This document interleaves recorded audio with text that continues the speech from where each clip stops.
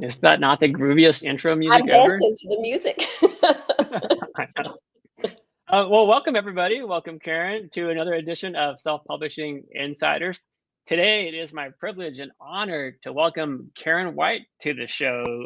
I've known Karen for years now because we keep bumping into each other at conferences. But Karen began working in the audiobook industry way back from 1998 to 2022 as a narrator, a director, a producer. She served on committees of both the Audiobook Publishers Association and SAG-AFTRA, as well as publishing her own romantic comedies as Karen Gray. Karen created a boutique audiobook marketing company called Home Cooked Books. Drawing from accumulated contacts in and knowledge of the industry, Home Cooked Books helps authors with every aspect of audiobook production, from casting to promotion. Welcome, Karen. So happy that you're here. And I think Karen might have froze. Oh no. Well, before we're gonna hope that Karen comes back, and hopefully you're all still watching me, and I'm live.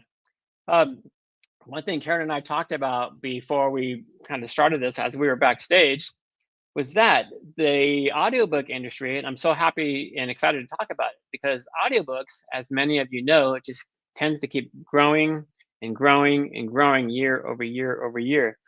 As a matter of fact, in the last decade, globally, I believe, the audiobook industry has grown, has enjoyed double-digit growth year over year for the past decade plus now.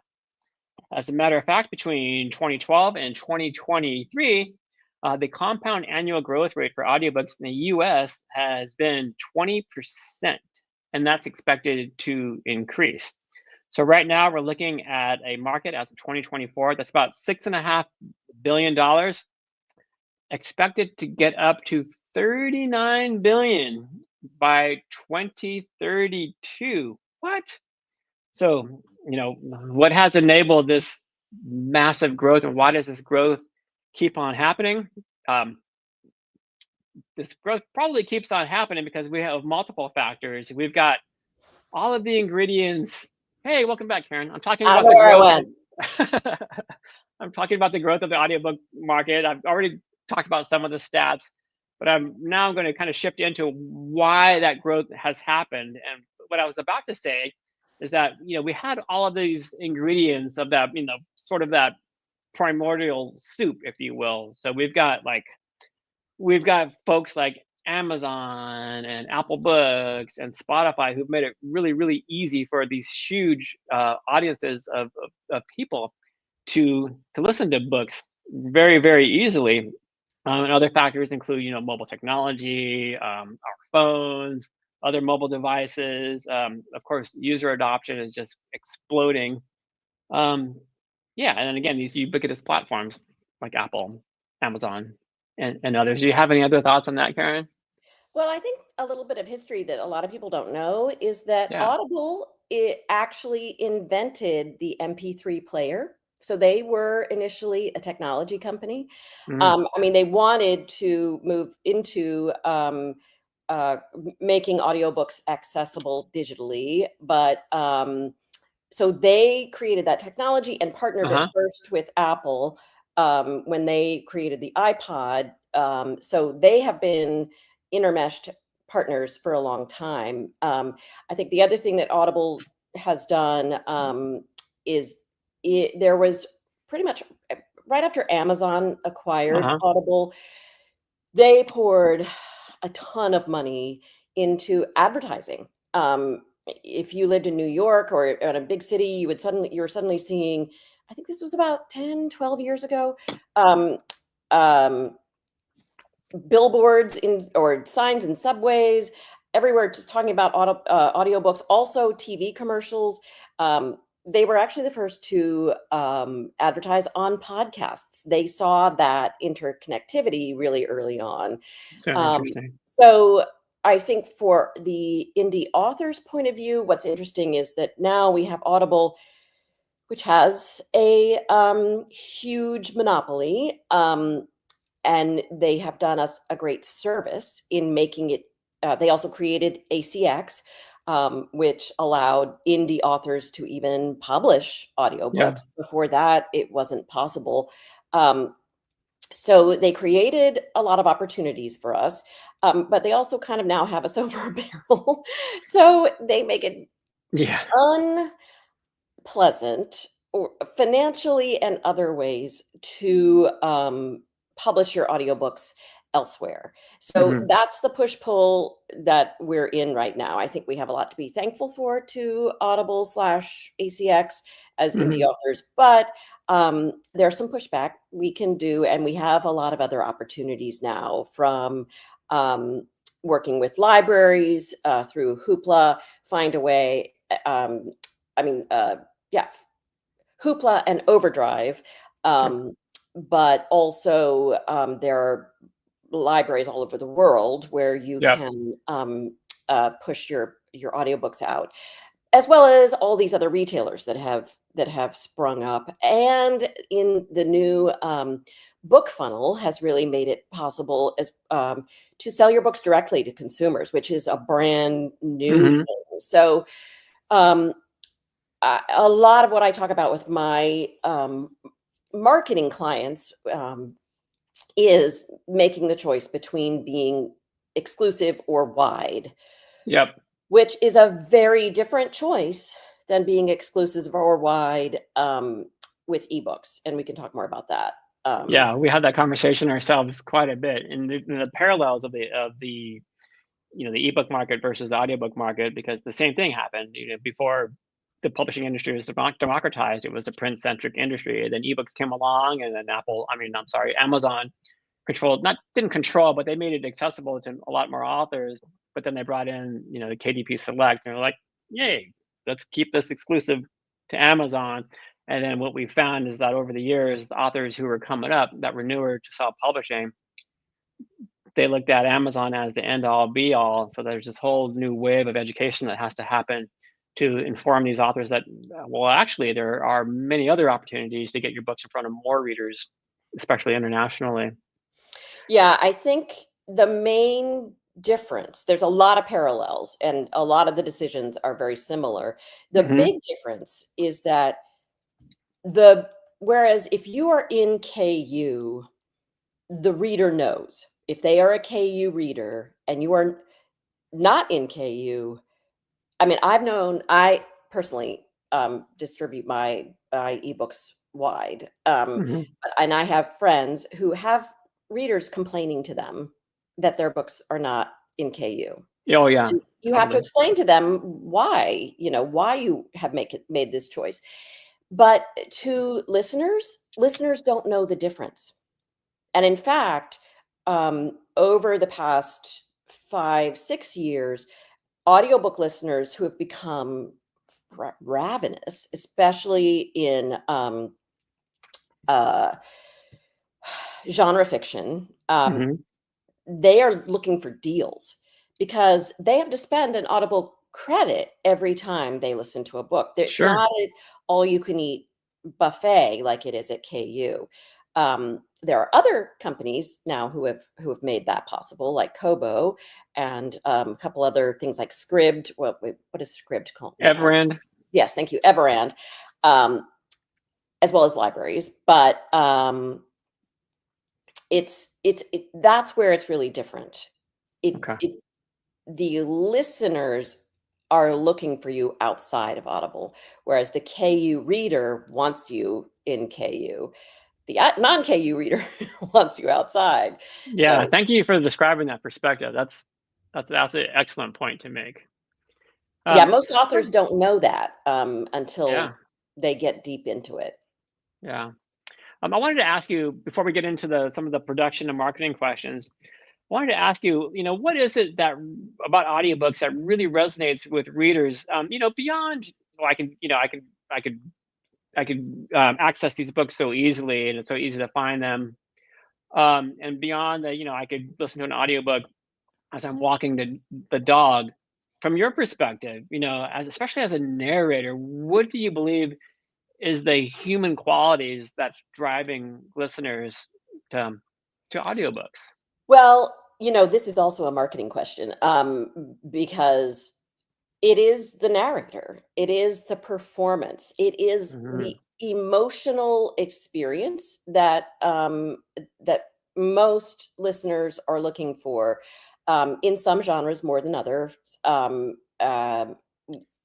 Whenever you have characters going on a very emotional journey, whether that's Yeah. because it's romance or a thriller, or a dystopian novel, the narrators really heighten that experience for the listener. Um, I would argue, because as a narrator, about half of my work was nonfiction, I think a narrator, it really serves a book in nonfiction as well, if the person is skilled. 100%. Because what you're doing is breaking down language that is not necessarily meant to be listened to and making it listenable. Whereas Mhm. a computer reading it, an AI narrator is not going to be able to do that. It doesn't hold the listener's attention as well. One of the things, a coach or director, said to me really early on when I was narrating is that when you're reading nonfiction, you have to, I mean, we're actors. Narrators are Yep. trained actors. They're not just people with pretty voices. Yep. Um, your job as a nonfiction narrator is to pretend like as if you did the 10 years of research that went into this book. You have that level of personal investment in it. That's the acting challenge. And that makes it really fun, I mean, I would think so. when I would finish reading, whether it was a book about the care and feeding of chickens, or if it was about astrophysics, or some history about the Panama Canal, I felt like I was a total expert by the time I finished recording that book. I would, of course, forget everything 2 weeks later, but in that moment, because I was pretending I was an expert and I bought into that.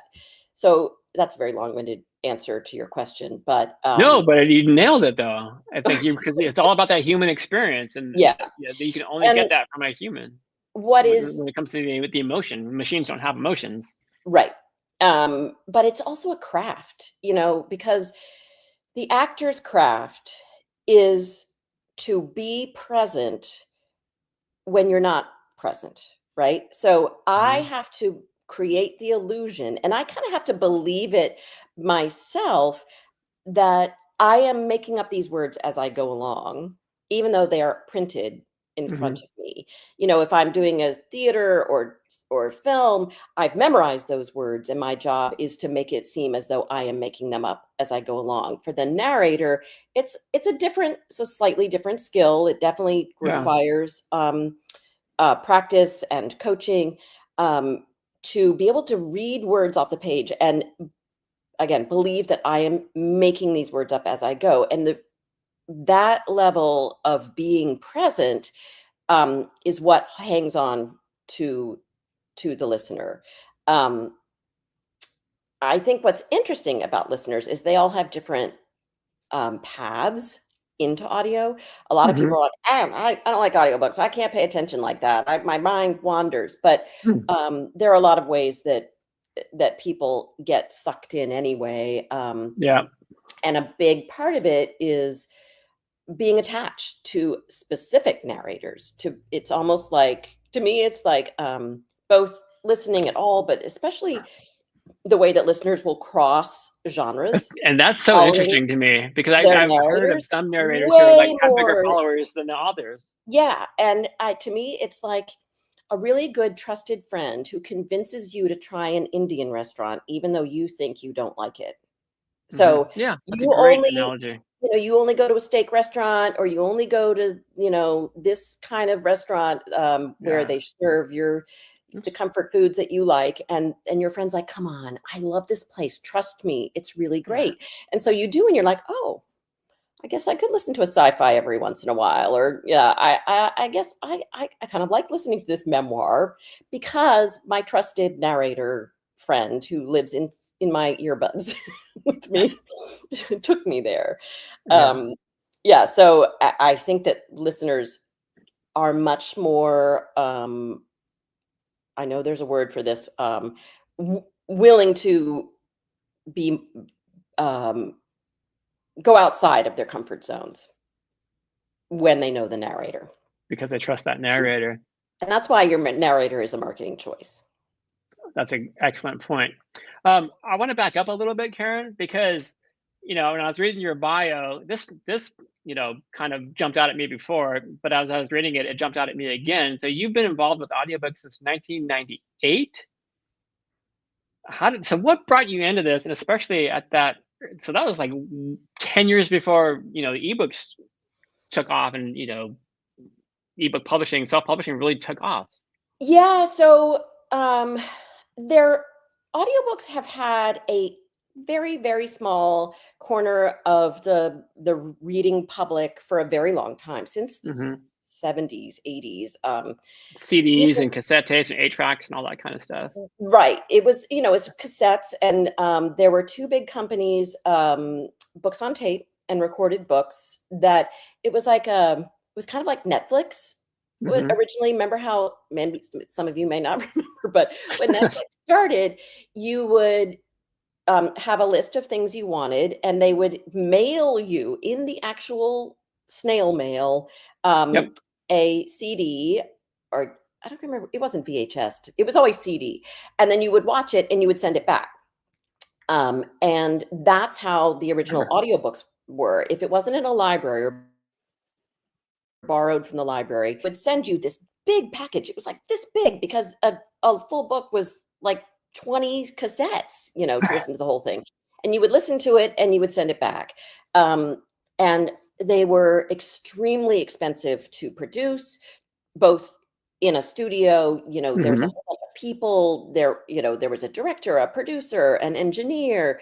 It was expensive to produce on that side, but also expensive to produce the actual object and to send it back and forth. And how, because it's a physical object. Back in the day, I so many times would be listening to an audiobook on cassette in my car, and then suddenly the cassette breaks and you're in the middle of this really great book and you're like, no. And so both library patrons and when you would borrow it, there was always a guarantee that you could get a replacement cassette. So that's expensive too. Those things don't last forever. Anyway, so that's what I was an actor. We had moved to LA from Boston. I had done I was a working actor in Boston. I taught theater. I did mostly plays. I did commercials, everything. But when we moved to LA, I did some of that, but then we decided to have kids, and I just didn't want to deal with running, like literally driving hours for an audition with a baby. People did it, but I didn't want to do that. So a friend of mine said, hey, this girlfriend of mine up in Seattle records audiobooks. You should check that out. So I did. I just called everyone I could find in the Los Angeles area. And I ended up working for this company called Dub Audio, which only did, and this is people who listen now would just be appalled. They only produced abridged audiobooks, was when you just cut out 3/4 of the book to make it shorter. And they would only be recorded by celebrities, because celebrities couldn't sit for that long. They didn't have time for that, to read a whole book. So I worked for them first as an editor. And then Books on Tape opened a studio in Los Angeles area. And the guy I was working for at Dove was Dan Musselman, who he opened that studio for them, and he hired me to be his assistant. And so for the first couple of years, I just did everything. I did casting, I did some editing, which I was terrible at, I'm really bad at editing, and directing. And then I started narrating when he realized that he saw me in a movie and he realized I was actually an actress. And then I was able.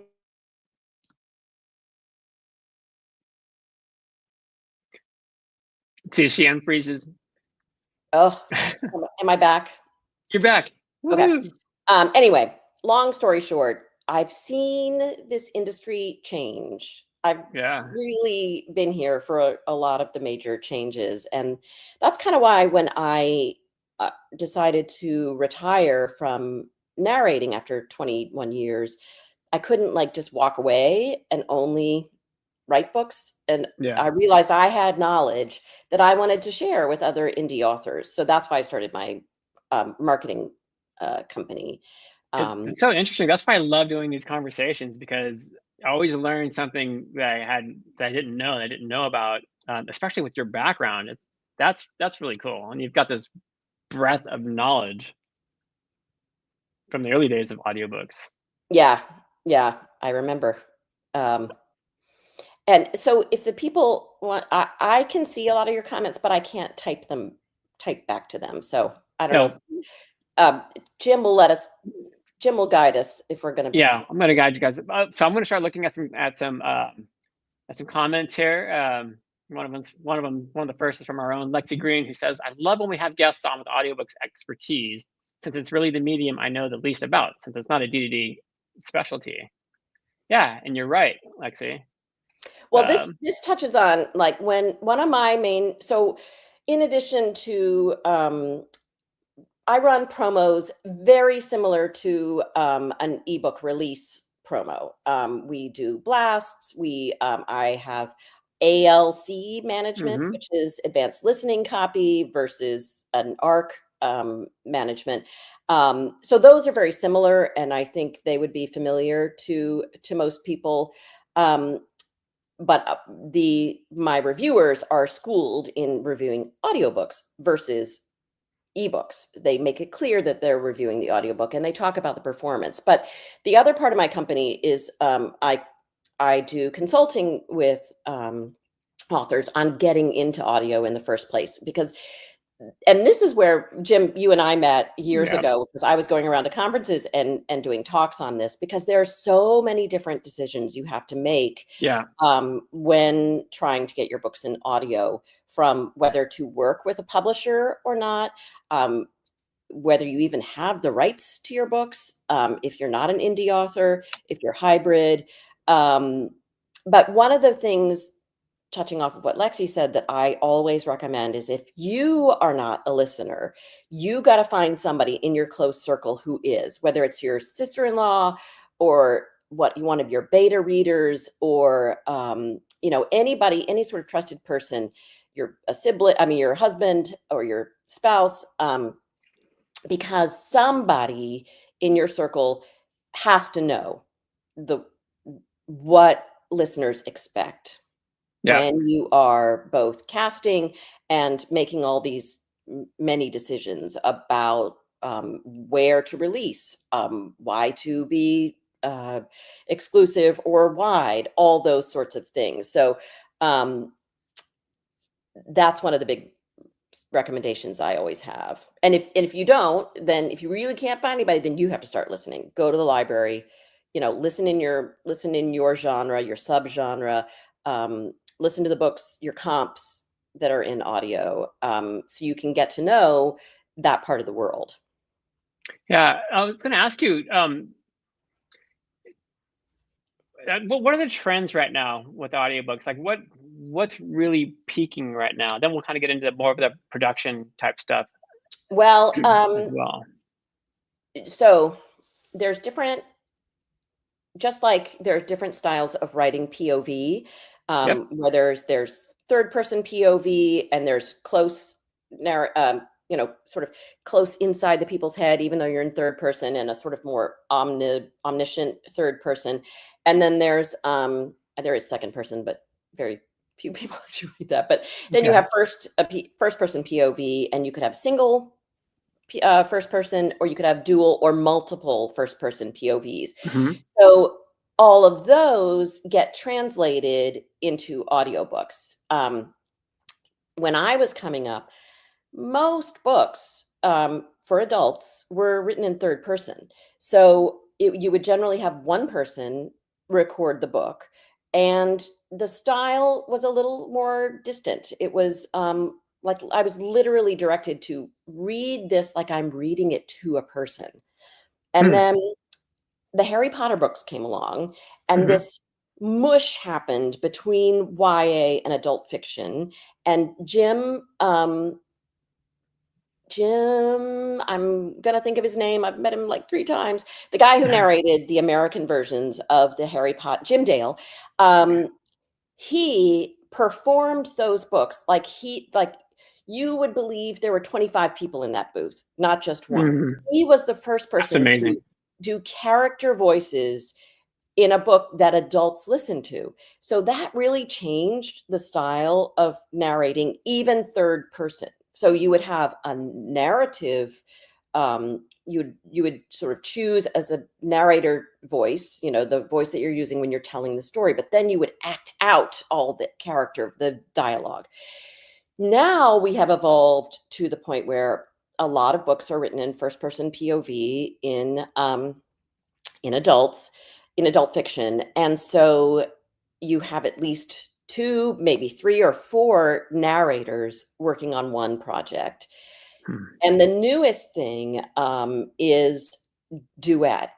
So there's dual, DUAL narration, Mhm. and that's when each person records separately their own chapters.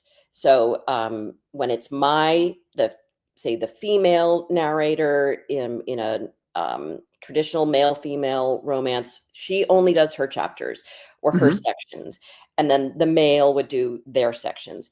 Now duet, you you will have dialogue inside a chapter. So one narrator is recording the narrative, but then the dialogue gets recorded by 2 to 3 to 4, 5 people. So it could be duet or it could be multicast. That has become, it's more expensive, but it used to Can cost twice imagine. as much Hmm. because Really? you had to do it in real time. Now the technology allows, um, and the skills of engineers allow that to happen a little less expensive. They do it wild. So the narrator still works by themselves and records, the dialogue wild. It's almost like a radio play. Personally, it's not my favorite, but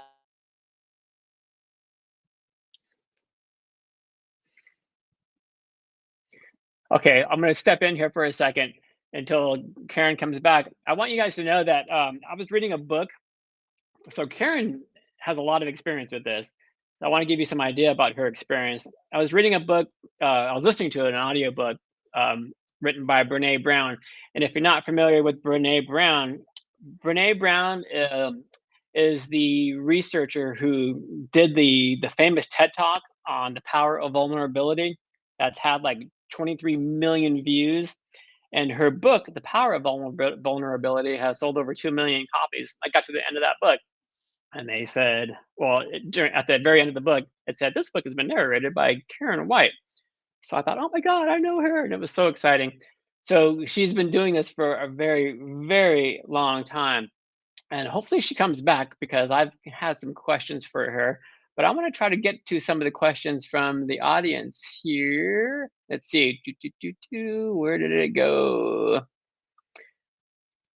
Joanna Blackburn asks, will there be a link from Draft Digital to home cooked books in the future? And Joanna, thank you for your question. I'm so happy that you asked. Let me find that for you and bring it up. It is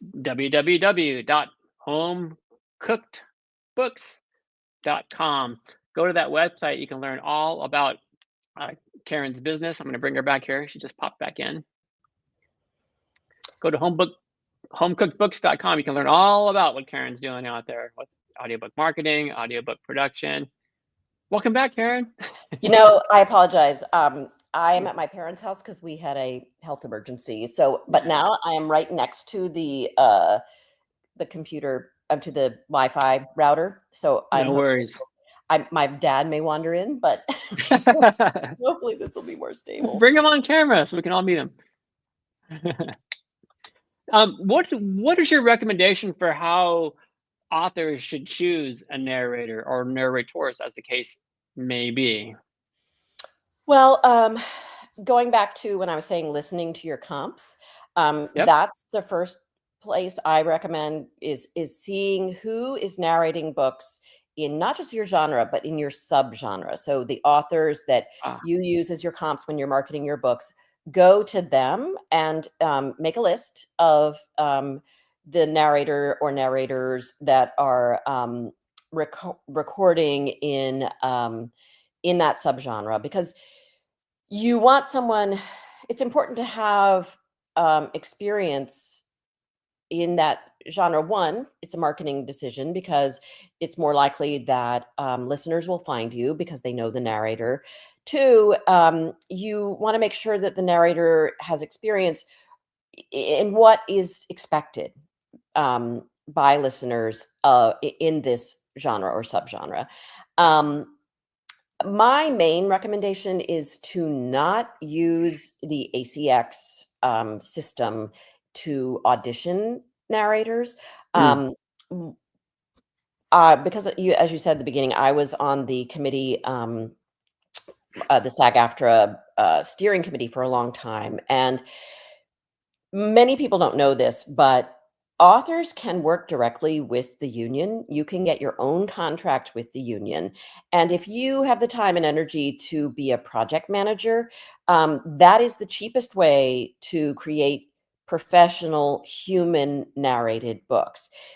By project manager, you do not have to know anything about actually producing the audiobooks. But what you would do is be the paymaster and be the one who is sort of supervising the process. Hmm. So I sort of coach indie authors through this so that Okay. they know how to do it themselves. Um, but the reason I started doing that is that I obviously believe strongly in that a human narrated book is what listeners want, but it's also the best way to serve your book when you're turning it into audio. But I know it's really expensive and it's Yeah. hard to make that money back. So the absolute cheapest way to do it and get a good title out of it is to do it yourself. I do have on my YouTube, and it's linked in the FAQs of that home cooked books site. Okay. I have a whole video on this, on how to find narrators and how to do this the most economical way possible. The other thing is to work with a production company. If being a project manager is just not something you have the time for, or your assistant has the time for, you don't have an assistant, then you working with an audiobook production company, almost all of whom were created by narrators. That's a really good way to go. Do you have links on your website for those pathways? I do, yes, yeah. Okay. Or you can ask me for recommendations. The other Okay. thing, and a lot of people don't really know this, is that there are companies that are audiobook publishers. So they're not like the big five. They're not a small print publisher. All Hmm. they do is publish audiobooks. And because the big five are releasing few are not selling off their rights as much as they used to these audiobook publishers, they are looking for books to publish. A big ones that work a lot with indie authors are Tantor, Podium, Blackstone. Um, those are the ones that I would say, well, Dreamscape, but now they're owned by the same company as RBG Media owns a whole bunch of these companies. Tantor, now Dreamscape, they Hmm. own Highbridge, they own there are Brilliance and Recorded Books are in this category, but they don't work with indie authors as much. But Tantor, Podium, and Blackstone, you can actually reach out to them. You go to their websites, you can say to them, look, you can show them your sales, and say, these are all the reviews my books have. Um, Hmm. and they may be interested in publishing your book. And then it's sort of like a traditional publisher relationship. They Sure. pay for the production and you get royalties. Okay. So that's a way to go that a lot of people just don't even think of. You don't necessarily have to have an agent for I'm just this. gonna ask you that. Yeah, you read my mind. If you Okay. do have an agent, you can ask your agent to do it, to reach out to them directly. But all three of those companies, at least the last time I looked, have ways. It's Blackstone Audio. is what you want to look up. And then Podium Audio is a Canadian company, but they work a lot with authors all over the place. And Okay. Tantor, Tantor.com. Okay. They come to a lot of things like NINC and other big Yeah. conferences as well. Okay. I'm going to bring up a question here from Bill Simone. Thanks for the question, Bill. He says, I now have an ebook with DDD and it is 91 pages. I guess the main part of the question here. Is there a requirement for an audiobook time length That's a good question. or And that recommendation? actually is a trend that the Audiobook Publishers Association has saw changing, which is more people are interested in shorter audiobooks. However, people who are on Audible and who have an Audible subscription where they're going to use one of their credits to buy your book, they want the longest possible for that credit. They want at minimum a probably 12-hour book. Mhm. So 91 pages, it depends on how many words it is. There's a Yeah. formula that you can use to determine how long your book will be, because everything in audiobook world, from the cost to the price of your book, is determined by how many hours and minutes it is when it's finished. This is what we call per finished hour. So a narrator will quote you a rate per finished hour. Audible decides on your price per finished hour. If you're working with Findaway or another, or Authors Republic, they recommend a price per finished hour. So if you want to know about how much your book is going to be per finished hour, you take the word length. So say, I don't know how long your 91-page book would be, because it depends on how many words you squish into a page. But what you want to do is take the word length, say it's 10,000 words, and divide that by 9,000. And that will tell you about how long your book will be. In terms of producing a book, most narrators will have a 1 finished hour minimum. So you will pay them their rate, even if your book ends up being shorter than that. So it may not really be cost effective to record a book that is going to be a lot less than an hour long when it's finished. Gotcha. I think what Okay. most people would do with something like that is, if you're recording a longer project, add it in and then use that as a reader magnet. Ooh, okay.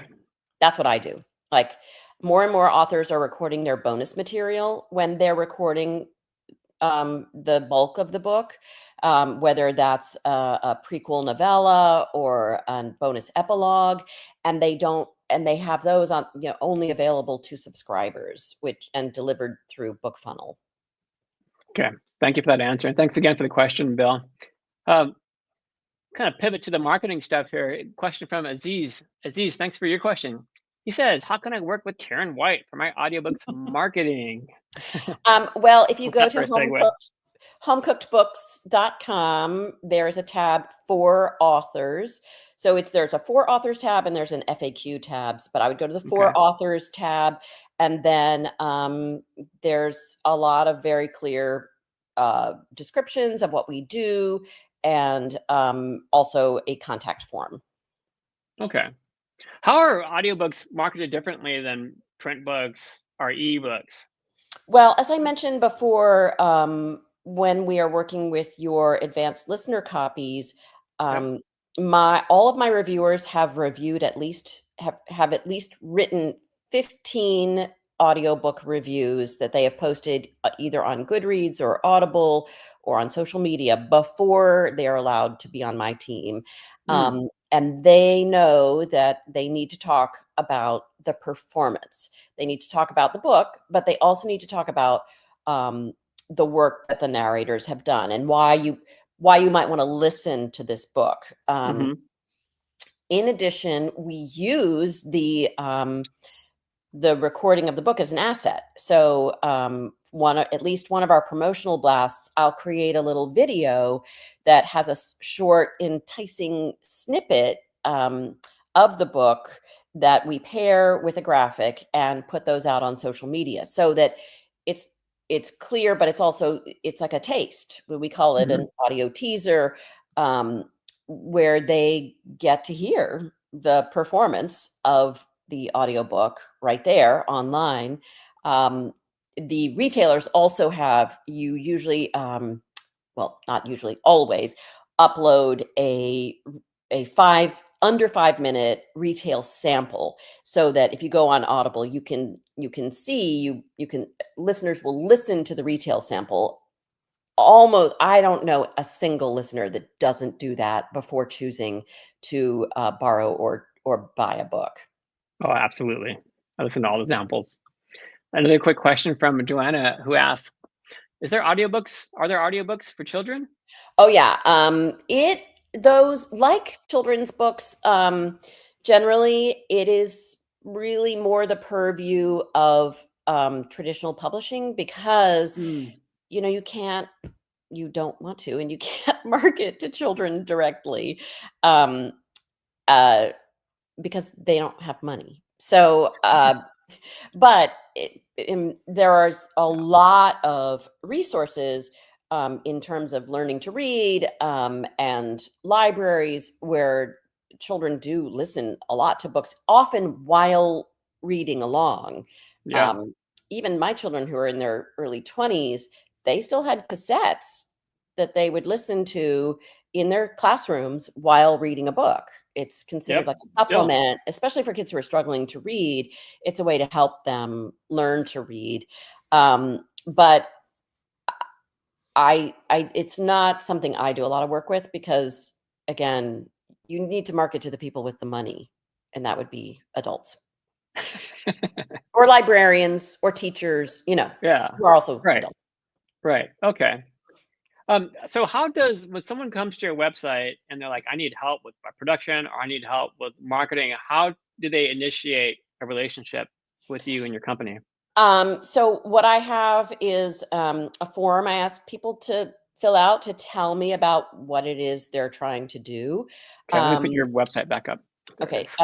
And that lets me know where they are in their journey. Like, sometimes people fill that out and they have a produced audiobook and they've already loaded it on Audible and they want to market it. And I'm like, oh, I wish you'd talked to me 3 months ago. But to Yeah. me, it's great to have to, if you are already publishing and you want help marketing, it really helps me and you if you contact me before you put it up on Audible or wherever, or to whatever distributor you're using. Preferably at least 6 weeks prior, because then you're going to get more people interested in helping you market your book, from Okay. my team. And I don't want to Um, assume. I want to ask you, like, so if somebody has a book that's published in print or as an ebook, but they haven't produced an audiobook yet, they can still come to you and you'll say, yeah, okay, yeah. yeah, So, let's work backwards from when you want to release this right. thing. Okay. A lot of people, oh, I just saw Terry's answer. I was told it was 1 hour is 10,000 words. I- I- this is not a science. It's a art when you're figuring out the per finished hour. It's 9,300 is actually the one that most people use, but it really depends on the book and the narrator. So this is not going to tell you exactly how long your book is. Yeah. This equation. Sorry, had a little ADD moment there. No, no, that's Um, fine.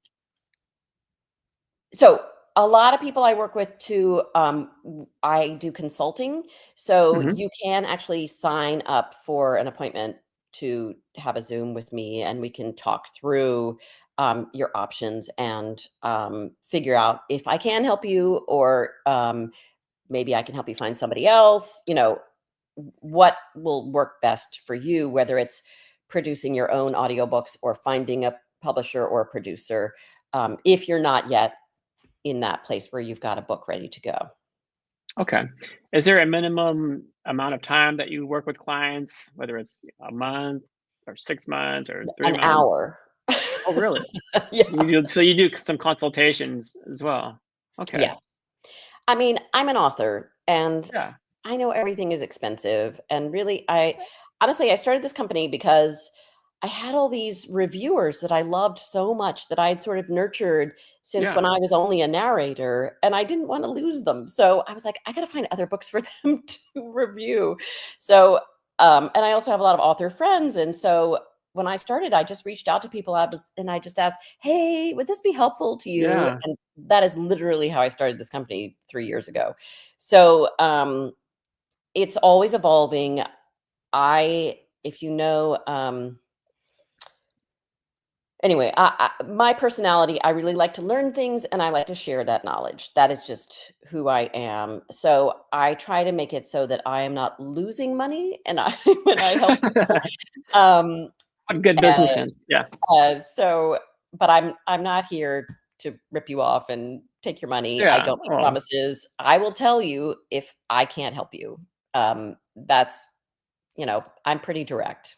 Well, if I was going to release an audiobook, I would want to find somebody who has been in the audiobook market since before it really like became a Before the massive start of thing. time. Right. Well, yeah, because your network is amazing. And you're not only networked with, well, you've networked with reviewers, but you're also networked with all these influencers as well. So I'm like, that's really cool. And just going by your expertise, your knowledge, and your experience, it's like, yeah, it's almost like a no-brainer. So in a nutshell, everybody, go to homecookbooks.com, just to learn more about what Karen and her team are doing out there on behalf of your audiobooks. I knew this was going to happen, Karen, because it happens every week, but especially this week. So I have to tell everybody before we even started this conversation, I was like, oh my god, I got 3 pages of notes. I got some on paper, got some on my phone, I got some on another screen here, with all these questions, and then blink, and the 45 minutes is over. It's frustrating. We're gonna have to get you back on, Karen. I swear, because we're at the end of time. And now I've got to go through my obligatory YouTube stuff and just tell our audience out there once again, thanks you guys for joining us week in and week out. It means the world to us that you are joining these episodes every week. If you could do us a favor and share this episode or other episodes that you've enjoyed, because it helps us attract guests like Karen to share their knowledge and expertise and advice with you all. And if you bookmark dddlive.com, you can see who next week's guest is and what the topic is going to be. And finally, if you are new to self-publishing, even if you've been traditionally published and you've got over a dozen books or even over 100 books to your credit, but you're just kind of dipping your toe into the indie publishing waters, why not sign up for a free account at Draft to Digital simply by going to drafttodigital.com. Karen, it's been a joy chatting with you. It You always have is, Jim. It's so fun talking with Talking you. to Like, you.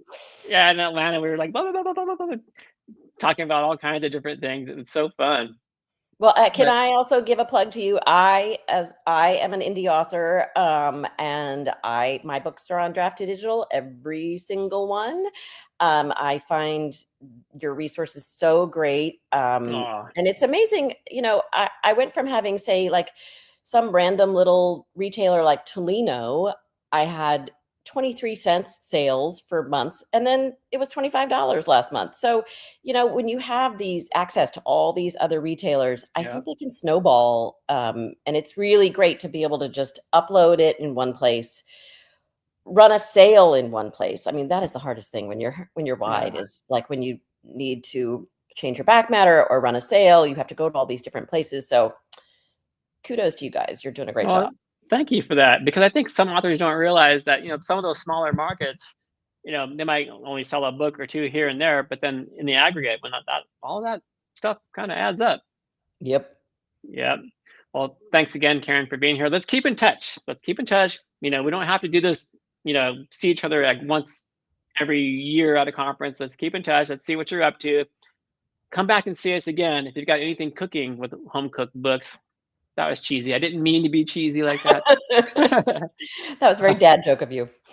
Oh gosh, it's you try to push that stuff away and it just seeps in. It's by osmosis. But thanks again, Karen, and thanks everybody else for joining us here again today, this week. We'll hopefully see you all again next week. I'm going to end with a quick 30-second commercial spot for D2D Print. Karen, I'll see you backstage if you have a moment. And everybody else, thanks again so very much. We'll see you next week. Ebooks are great, but there's just something about having your words in print. Something you can hold in your hands, put on a shelf, sign for a reader. That's why we created D2D Print, a print-on-demand service that was built for you. We have free, beautiful templates to give your book a pro look, and we can even convert your ebook cover into a full wraparound cover for print. So many options for you and your books. And you can get started right now at draft2digital.com.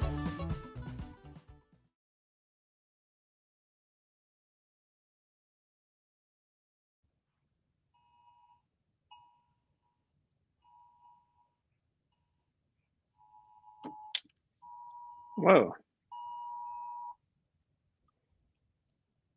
I'm trying to end the stream, but it's not letting me.